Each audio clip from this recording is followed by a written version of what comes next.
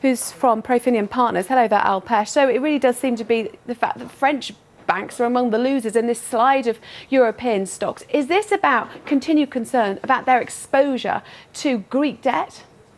It's partly that. It's partly the fact that the madness of crowds, whether it happens in the financial markets or on the streets of London, is not rational. And the fact of the matter is the Greek economy is a microeconomy.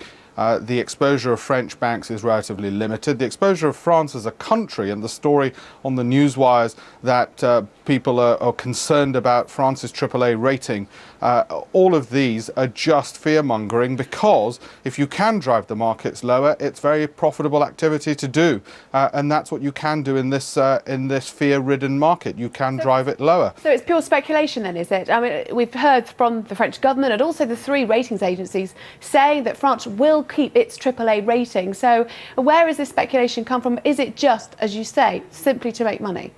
It is simply to make money, because if you look at the actual hard data, the deficits of the annual deficits, budget deficits of the G20 countries are all in single digits. In other words, they're under 10% per annum. If you look at unemployment levels in G20 countries, they're all under 10%. They're single-digit unemployment levels. If you look at valuations of these companies, they're at some of the lowest levels that we've seen in 14 years. The FTSE 100 is trading at the level it was trading when John Major was Prime Minister. If the equity markets go back to where they were 4 months ago, you'd have a 25% return.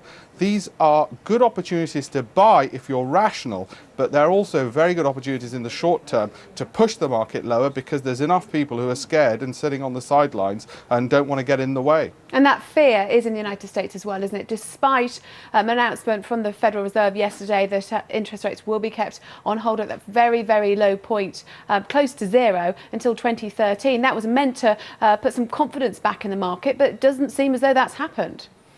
Yes, the American growth figure of 1.6% GDP growth, even if they hit 0% growth, if they didn't grow at all, there'd still be a $14 trillion economy, which is the same size as the European Union, $14 trillion of goods and services regardless. And that shortfall in growth, if they missed that 1.6% growth, that shortfall in growth would be made up by India's 8% growth on the world stage. So it's not really a large shortfall if the Americans don't grow at all. However, the headlines look scary. There might be a recession and so on. Of course, it's not nice that people are losing their jobs, but in raw numbers, it's relatively small numbers.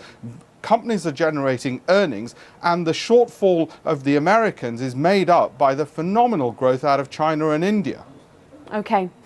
Alpesh Patel from Profinium Partners, thanks very much for that update. So perhaps the crisis overblown. One commentator there. So FTSE 100 closing down 158 points, just hovering above that 5,000.